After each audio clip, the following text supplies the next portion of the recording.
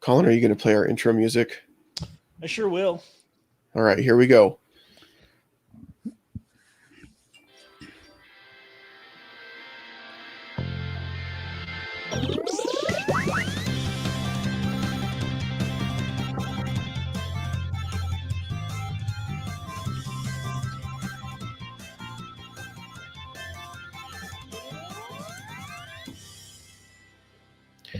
All right, welcome to another Stolendroids recap of The Mandalorian. This is for Chapter 15, which came out yesterday. If you haven't seen it, we would recommend not watching this until you have, because we will get into spoilers, and those aren't fun. So we will. Spoilers tell you are that. fun. Well, not for the one who's having spoiled for him. That's fair. That's fair. Wow. And some people like to spoil things for others. We call those people jerks. It's fine. It's honor. Don't worry about it. That is true.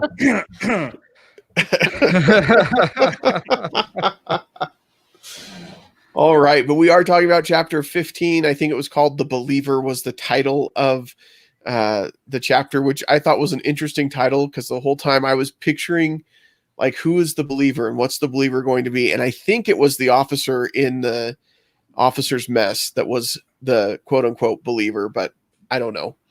But let's break it down. This brought back one of my least favorite characters from last season. And that may have been around for me because I liked his character. I liked felt a lot more at the end of this episode than I did going into it. I was not excited that Bill Burr was coming back. What did you guys think? Yeah, I love Bill Burr, and I was super excited last season that he was going to be in an episode, and that was my least favorite episode. I thought the characters were awful. Like, I hate that episode. And so when I saw that he was coming back, I was like, okay, none of the other stupid characters are with him. Maybe he's going to redeem himself. I think he played more of who he is as a comedian on this episode, which made me really, really happy because I have to say, like, this episode was, like, in so many ways, like one of the best episodes of the season. Yeah.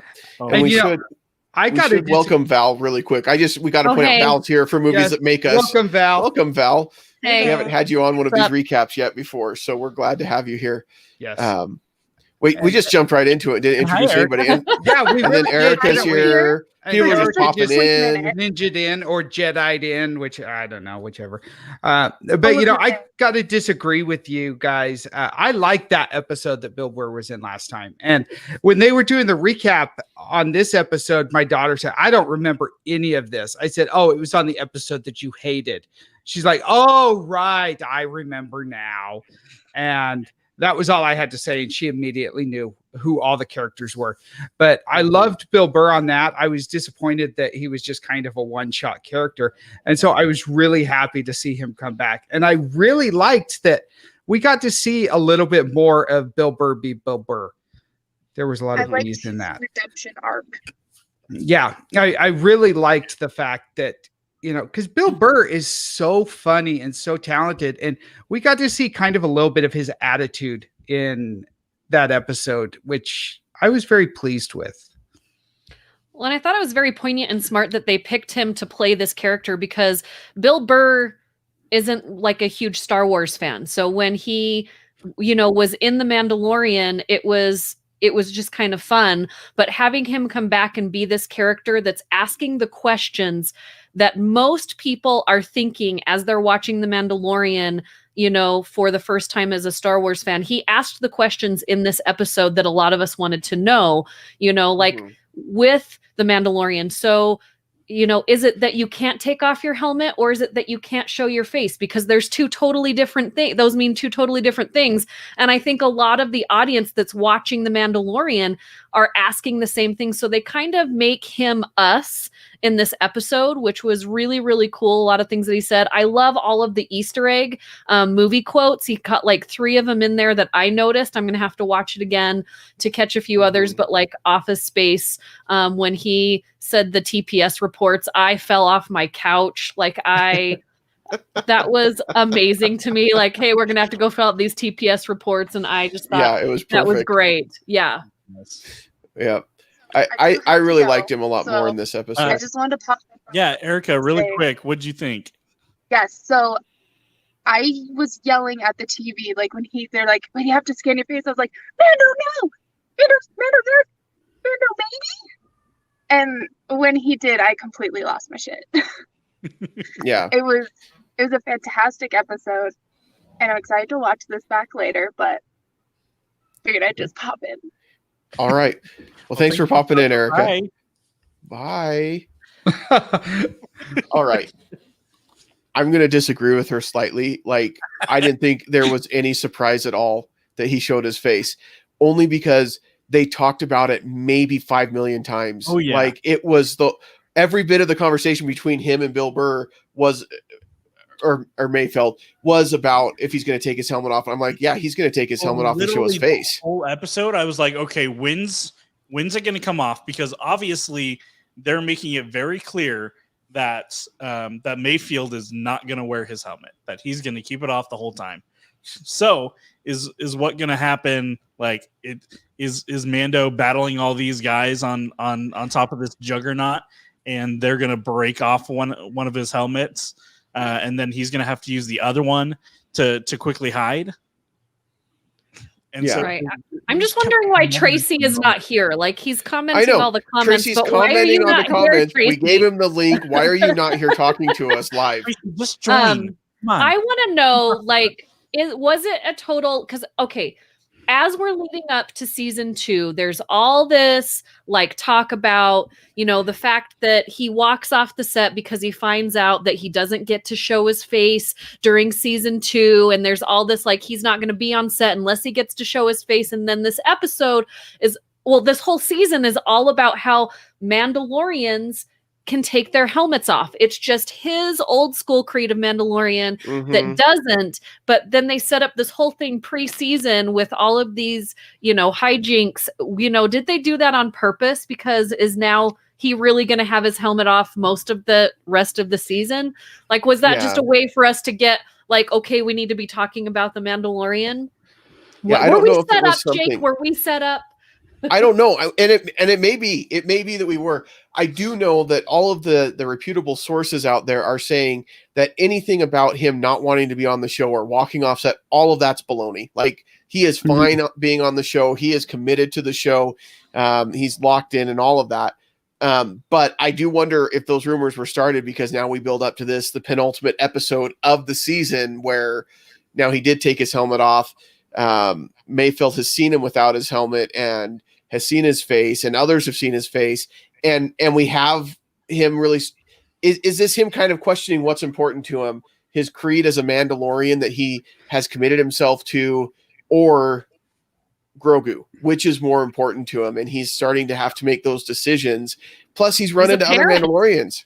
Yeah, he's a parent, and he's run into other Mandalorians, like you mentioned, Val, who do take their helmets off. And all of a sudden is he questioning, wait a second, is this just, this, like, what does it mean to be a Mandalorian? What does it mean to be part of Mandalore? How does it all fit in? He's run into Boba Fett now, who is kind of Mandalorian, not really Mandalorian, and all of that. Can we talk about Boba Fett's armor upgrade all of a sudden? Yes. He just painted it. He just cleaned it up. A new paint, like, he did something to like warp it so some of the like old bullet markings aren't showing as much anymore. The helmet dent is still there. It's heck, but it's like, when did you have time to do this? Did you just say it was Fleek? This is the thing, is that he's been waiting to get his armor back for so long. And I love the fact that when he puts it back on, he's kind of a chubby Mando from when he originally made this armor. And I feel like I'm not calling you out, my Mando friends, but we've all been in quarantine, and I know you've tried to put your Mando suits back on, and some of you have told me you have to resize them now. So I feel like that was such like a real life moment, you know what I mean? And then he comes back, he's got the new undercloth of his uniform. Like Colin said, he spruced it up, but I feel like he's been wanting this for a while.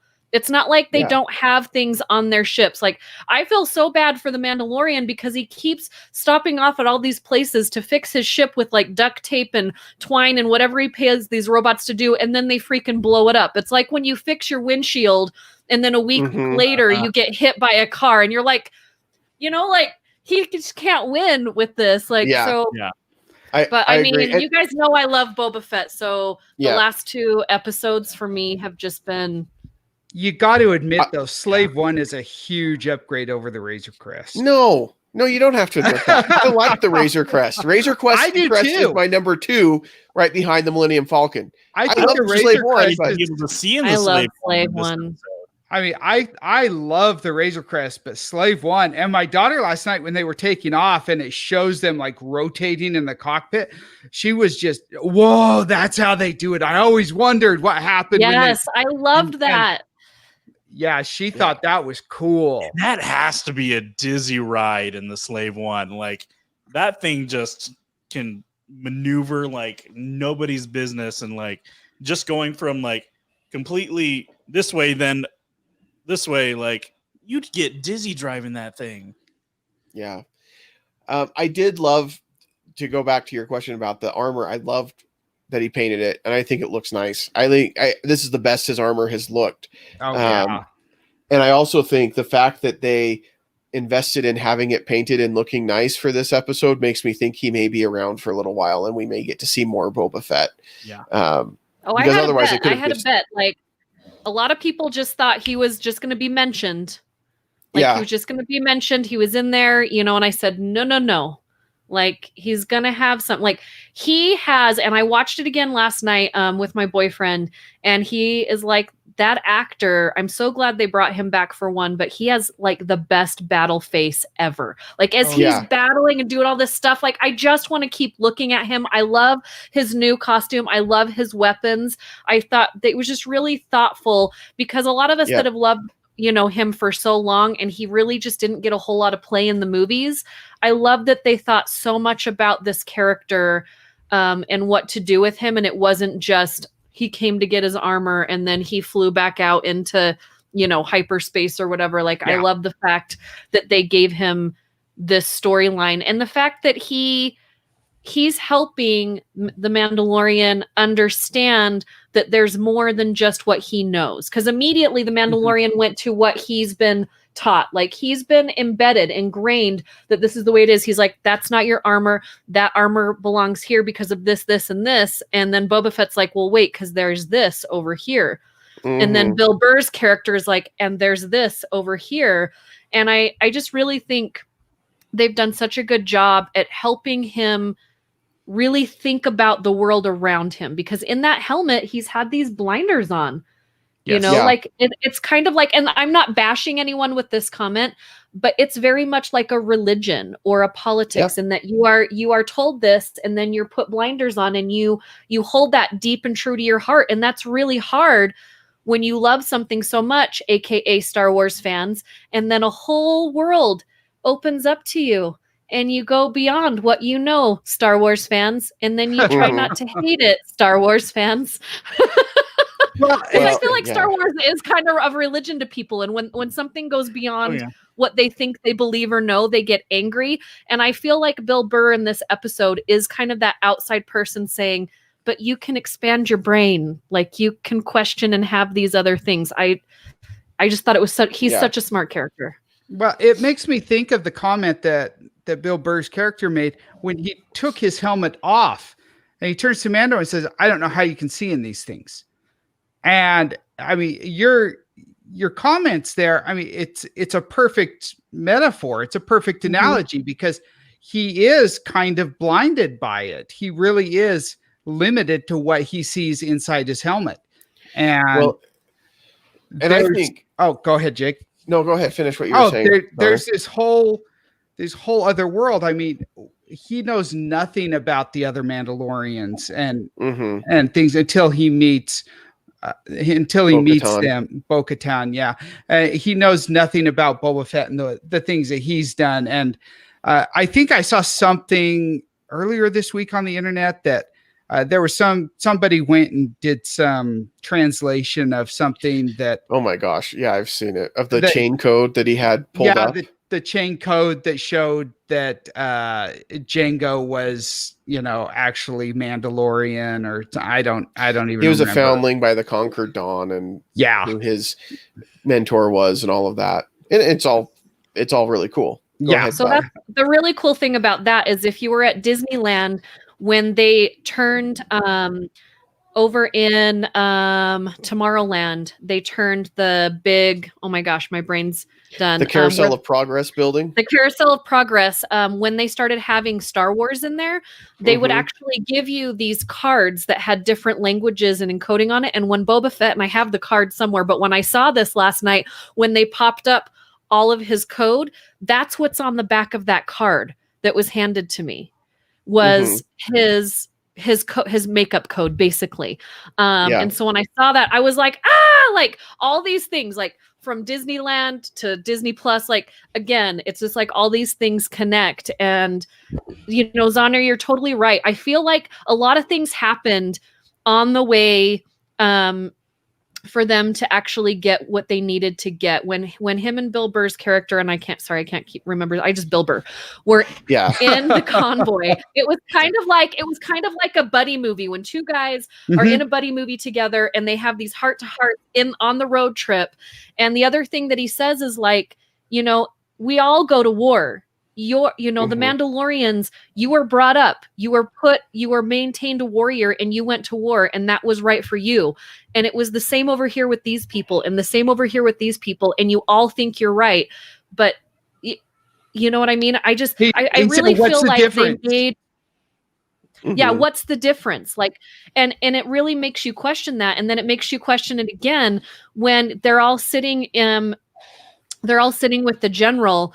And he said, well, is it right? Because what about, all my soldiers and their families? Like, it gives you a real face to these troopers that we see. We just see a bunch of helmets and, people shooting and not hitting anything, but they actually have lives, And so it was, I just thought it was a very humanized episode, which I really, really liked. Well, and it was interesting because he does talk to Mando about, we all have our point where we're willing to choose, and, and kind of referring to him, later in the episode when he's going to take his helmet off and we're going to see his face again, he's willing to do that for Grogu. But we also get what Mayfeld's point was, that he was willing to abandon, the Empire and everything. It was that battle that he's talking to the officer about, where he lost so many people and he saw what happened and the amount of destruction. And, it mattered to those troopers and their families and everything else. And this officer was like, yeah, but we endured and we're going to outlast them and everything else. And we learned that was his breaking point. That was his point where he stopped being a believer in the Empire and became disillusioned enough that he was willing to turn his back on the Empire. And I think it really did build out his character a lot more, which I needed. Cause like I said, I didn't enjoy him as much last year, but I definitely enjoyed him this season. And I thought it was just really, really well written and really well done. Even if I do feel like they mentioned the Mando taking his helmet off about 40 times before he actually took his helmet off. And I was like, okay, well, obviously he's going to. Yeah, and I think he's going to be one of those characters that we end up seeing in one of the new spin-offs. I bet he'll appear in Rangers of the New Republic. Yeah, and I think that's a good possibility. Tracy says Operation Cinder was a great deep cut. Again, Tracy adding to the conversation, but he did give us a reason. Because he said he's watching the Utes game and listening to us at the same time. So yeah. I mean, you can record the Utes game. Come on. I just have a question. Yeah, because everybody loves watching live sports as recorded sports and going back and watching them. It's the best. It's fine. This might be like a really stupid question as a Star Wars fan. And I'm hoping you guys have answers for me, because as I'm watching this episode last night and my boyfriend and I are just watching, all of these different stormtroopers get blown up with like one shot. What is their armor made out of? Their armor is useless. This is the first time in my life that I thought about this, only because we all know what the Mando's armor is made out of. What is the point of stormtrooper armor. It doesn't help them with anything. If they get hit by anything, they're dead. Cardboard. They're dead. So what?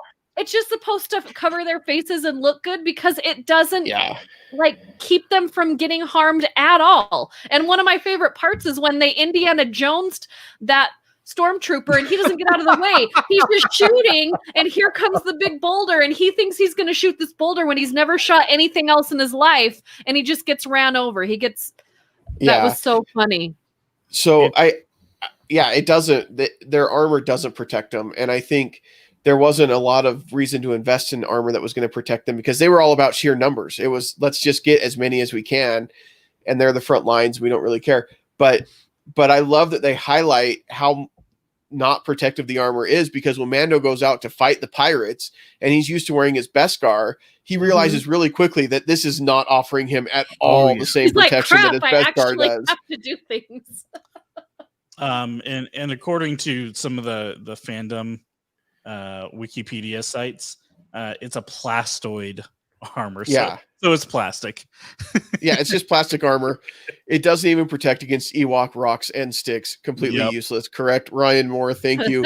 Like it doesn't protect against anything. And I just love that in the moment. You can tell, even though you can't see his face, as he's fighting these pirates, where he's like, "Oh man, I got it!" Like he had to change his whole tactics because he was so used to, his Beskar would protect against all of this stuff, and it wasn't protecting him. At all. My 10-year-old a couple weeks ago got really pissed because he was watching with me.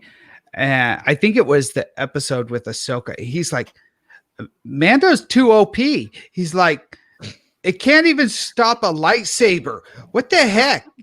It stops even a lightsaber. Like he's indestructible. This is ridiculous. I can't even watch this. And he was so mad.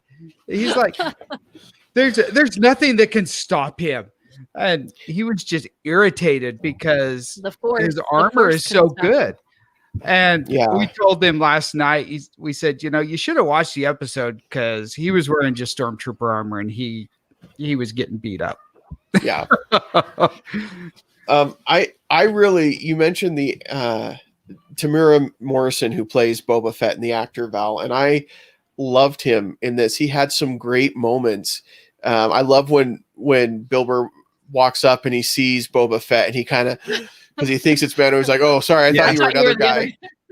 And then when Mando shows up, but my favorite line in the whole episode is where they're talking about going in, and Mayfield's like, "Yeah, I can go, but I need someone else to come with me." And he's like, "Yeah, sorry. Let's just say they recognize my face in the Empire," because of course they recognize his face because he looks like all the clone troopers that they used to have. I just thought it was such a great, little subtle line, but it was hilarious. So there was so many of those. This was such a smart, funny, yet really deep episode, like Tracy said, like talking about, the past wars and creating just these human feelings about these characters was really great. I also want to bring up the fact that not only did we see Mando's face, but he imprinted his face into the Republic's database. So where is that gonna go? Do you guys have idea? What do you think?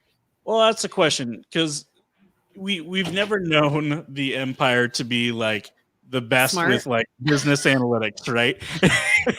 And so you don't necessarily think, okay, are they going to have an analyst that's going to go through and look at the logs for this previous system? You don't think that the Empire would do something like that?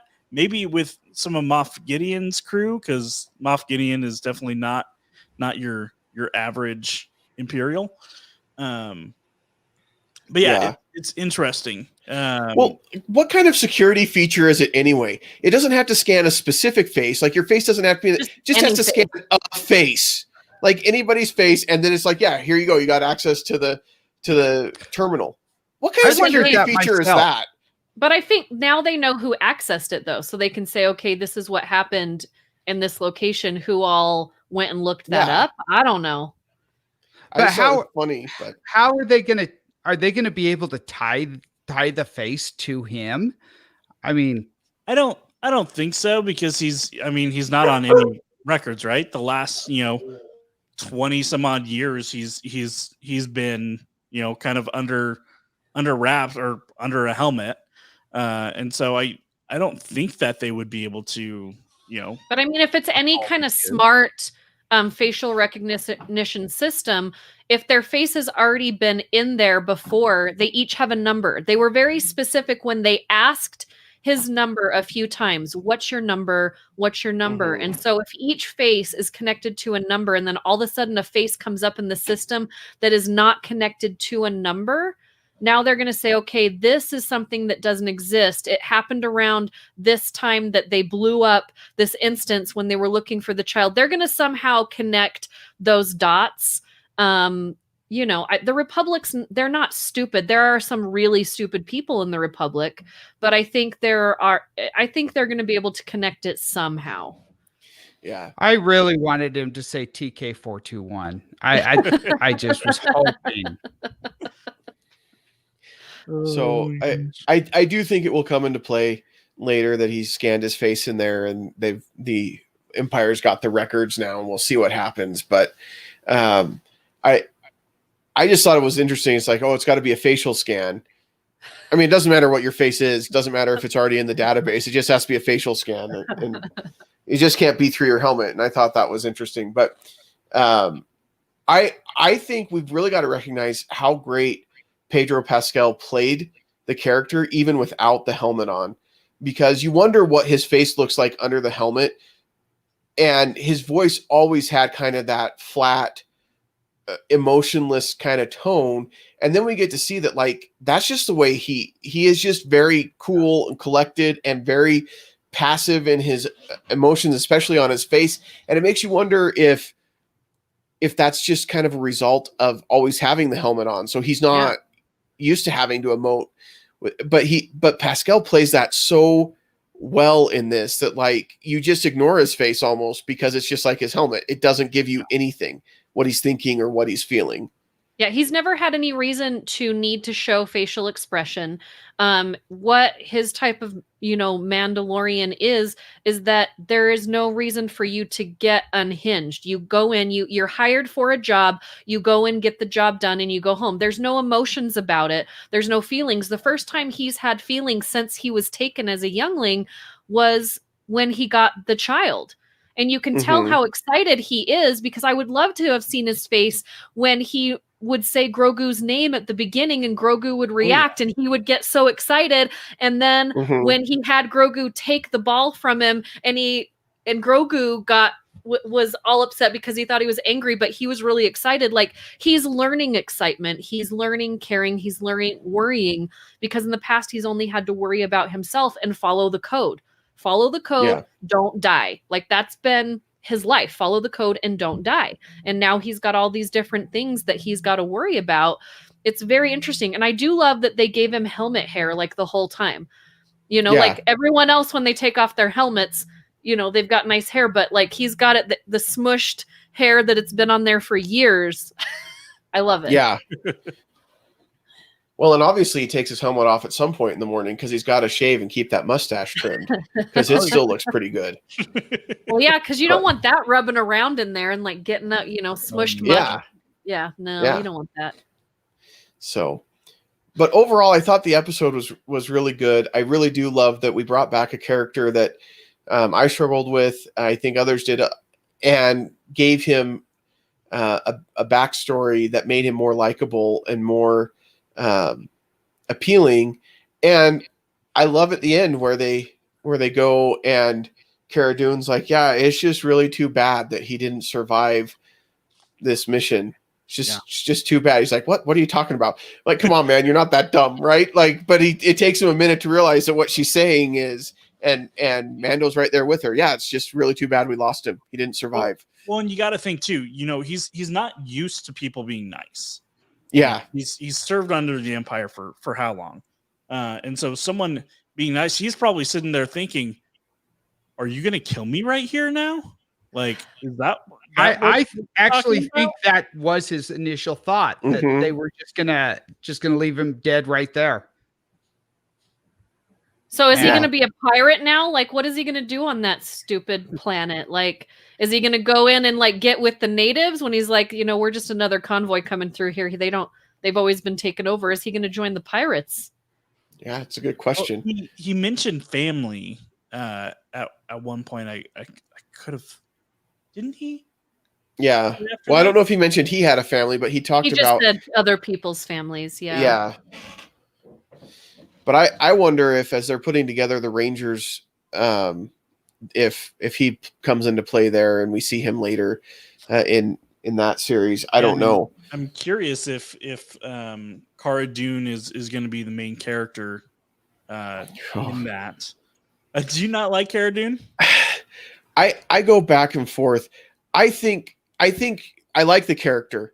Yeah. I just don't know that Gina Carano is like a great actress, and that's nothing. It's not anything against her. I just don't know. I don't know. Sometimes she's great, and sometimes she's not. So it's really in the middle for me. I still think sometimes she feels like she has to be a character actor in this role when Pedro Pascal has really shown that, what he does, he makes it look super easy to play this character. But where you see with her is that you can see that she's acting. I think that's Jake, where she loses me, is that I really like her look. But I think as coming from the background that she came from in wrestling, is that you always kind of have to have that little side, like something. And every once in a while she'll go to that. Like she'll be standing there and she just got done fighting or saying something. And then she'll go into like wrestle pose mode. Like, and I'm like, it just loses me for a minute. Like, I feel like she hasn't left that. Yes, you're acting, but you're not necessarily a character actor. Just be this character, because she looks phenomenal. But I just think sometimes it's a little cheesy. I get out of the moment with her a lot. One example for me, I think, kind of to demonstrate that, is when she's going to pick him up, and they're doing the prisoner transfer, and like when she's standing there and she's like, "Come on, let's go," and she starts walking, like. There are just so many moments where it just feels like she doesn't know what to do with her arms, like with like her stance, like what she's doing. And she just looks uncomfortable. And I think that that's where the acting piece comes into it. And where she's trying to have that constant swagger, and it's like, all right, come on, you're not getting up to do a call out to somebody. But speaking of call outs, let's talk about the call out that we get from Mando to Moff Gideon. And if you remember back, this is almost word for word what Gideon said to Mando at the end of the second to last episode last season, when he's letting him know, you might think you know what you have, but you don't, and you don't know how much it means to me and everything else. And now Mando is turning that around on Gideon. And I loved it. I just love this whole, like, so what are we going to do? Are we going to try to sneak up on him? Are we going to try to... No, he just calls him straight out. Like, let's just do this. Let him know we're coming. You know I'm coming, and I'm going to come get the guy. Grogu's going to be mine again. Which is really stupid in some senses. Like, I mean, I really hope that he's bringing, like, the full power of those other three Mandos with him, that he's bringing Ahsoka or someone that, this unknown Jedi person's going to show up. Because going against all of those, what were they? The Dark Troopers.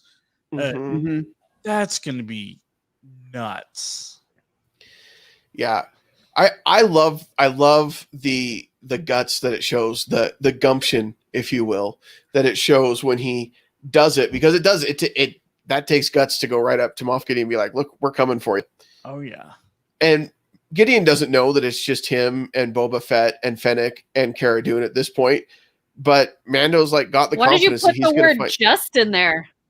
You should take the word just. Like, he's got them. Like, take that word out of there. Like, he's got them. That's, if I'm going to have any three with me, look how much destruction they've caused. I mean, and I can appreciate all of that, but I mean, just in the fact that there's just four of them compared to the Dark Troopers and a whole, Star Cruiser full of troopers and soldiers and everything else. So I meant more numbers wise, but you're right. If I had to pick three people to go into battle with, those are pretty good three to go into battle with. Yeah. So But I think it took guts, and I love that this is kind of the character that we expect from the Mando. He's not. I mean, he's got the confidence. He thinks he can do it, and he knows that he's got to figure out a way to do it. I liked it a lot, but it makes me wonder what this sets up for the next episode. And I'm afraid that this is one of those times where pride cometh before the fall, where he thinks he's got it figured out, and he's got these 3 awesome people with him, and then they're going to fail, and we may not see Grogu back with Mando at the end of episode or chapter 16. I feel like in the end, Grogu's going to have a big part in his own saving. I think that while he's in that little space, he's going to be figuring some things out that he got off that rock. You know, he had some moments in there where he had some realizations about the things that he forgot he knew how to do. And I think that once he sees that Mando is there for him and he's got those people, I think he's going to be able to utilize some things, and he might end up being the savior of everyone out of that moment. Yeah. I don't know. That's just my thought. I would love for that. Or scripted. No, I like that or thought. Lightning, like just slamming people side to side, breaking some necks. Well, let me ask you guys this. There's been a lot of rumors this season that we're going to see a Luke Skywalker cameo. And I've also seen a lot of rumors popping up in the last few weeks of a Mace Windu return. You think there's any credibility to either of those? I don't think so. I really don't think we're going to see Luke Skywalker. And I think the biggest reason why is there's kind of this line that the series have never crossed with the movies, where you've got the movies that are happening over here, and you may have series that are kind of going along with those movies, but they really don't cross the lines. I mean, Clone Wars is kind of the exception because obviously you've got Anakin and Obi-Wan and everything, but like Rebels, for example, they talked about what was going on in other Rebel cells, but they never really had Luke or Leia or anybody kind of show up in Rebels. And I don't know that we'll see it. I don't think we'll see it in this season of The Mandalorian, but I think with the announcements that happened this week, I think what Disney is showing us is that they're going to cross those lines. I don't think it's going to be for this season of The Mandalorian, but I think definitely with Star Wars movies and shows and Marvel movies and shows coming up, they are finally going to be crossing the line of TV or streaming into movies, and those characters are going to go back and forth because we're now in a phase of consuming entertainment like we never have before. I think bringing Mace Windu back just because, not only because of his character, but because who plays him would be a huge distraction for this series. So I don't think that would be a smart thing. It doesn't mean he won't be back on any of the Star Wars things to come because there's so much stuff in the pipeline, but I think it would be a huge mistake to bring Mace Windu into this series of The Mandalorian. I think I really honestly, and I'm probably totally wrong, but I would love to have like a Matrix moment with Grogu at the end of the season where he realizes his full potential and he gets his powers back and he ends up saving the Mandalorian, even though the Mandalorian's been trying to save him the whole time, where he's actually helping the Mandalorian be more of a human and less of, the sheltered, shielded person. And so I would love to kind of see that happen. Yeah. Can we please just get that Keanu Reeves shot with Baby Yoda, that last scene just flying off? So, yeah, I don't know. I know that Samuel L. Jackson has said that he wants Mace Windu to come back. It's nice to want. I'm kind of like Mace was always fine, but I don't know. He's got a lot going on with a secret invasion and everything with Nick Fury, so let's let him work on that for now. But I wouldn't be surprised if we didn't see him or his ghost or something story-wise to be with him, with Obi-Wan Kenobi in that series, and that would make sense to me. But to see him come up in The Mandalorian, I think would be a huge distraction and a mistake. Yeah, don't I think would. we'll ever see a space ghost of Mace Windu. I think Lucasfilm will always leave that open, Yeah, as he may not be dead, because people fall all the time and get cut in Yeah. In half. Star Wars, yeah. So- yeah. Get cut in half, fall down No. a shaft. Like if you want to make sure you're coming back, get cut in half or fall down a shaft, or do both. And With you'll a But be- we know hand. there's no coming back from that. So yeah, exactly. It'll be interesting to see how the last episode goes. I've heard rumors that Giancarlo Esposito said that there's a lot of lightsaber stuff in the final episode.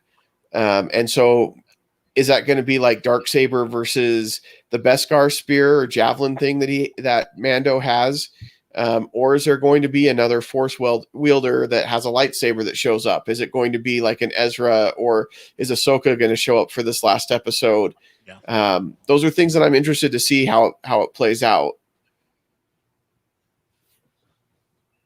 I have to try to say them, Grogu. Do or do not. There is no try.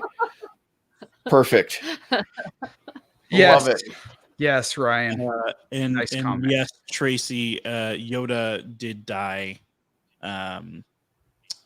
in this, Because all this. He died. He went to sleep and didn't wake up because Luke kept asking him questions. As a parent, I totally can Yeah. identify with that. annoyed the heck out of him. My 4-year-old, I'm just going to cover up here and just. The Are questions don't you stop. sleeping? Yoda's old. He's tired. He just wants a nap most of the time. Yep. That's Yeah. Love it. I feel like that's how like we are. 2020's like motto. I just need a nap. Just It's remember, the tagline for 2020. 2020 is just a precursor of what's to come. Oh, Zonner, you always bring such light and hope to our shows. Thank you for that.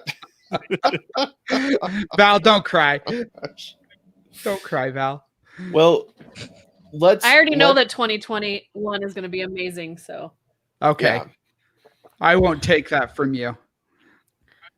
Well, I think anyway. Let's talk about this episode. Let's give it a rating out of 5 Mando helmets. What would you guys rate this episode before we get more words of positivity and hope from Zonner? Mr. Optimism over here. Yeah, Colin, what would you rate this one out of 5 Mando helmets? I'm going 4.5 out of 5.